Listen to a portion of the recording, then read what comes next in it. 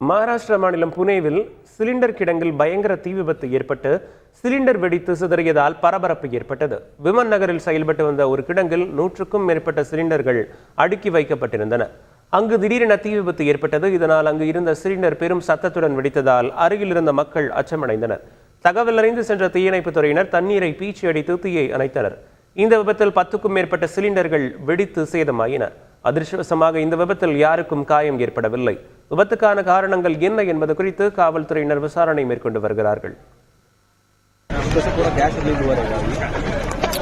अभी और कितने सिलेंडर है पता नहीं, आग बढ़ रहा है तो इसलिए जब तक फायर ब्रिगेड नहीं आएगा ना सर, तो वो उसको पानी से जब तक ये नहीं करेगा तब तक उसका ये नहीं होगा. पूरा गैस रिलीज हुआ रहेगा. अभी और कितने सिलेंडर है पता नहीं, आग बढ़ रहा है तो इसलिए जब तक फायर ब्रिगेड नहीं आएगा ना सर, तो वो उसको पानी से जब तक ये नहीं करेगा तब तक उसका ये नहीं होगा. செய்திகளை உடனுக்குடன் தெரிந்து கொள்ள உடனே சப்ஸ்கிரைப் பண்ணுங்க.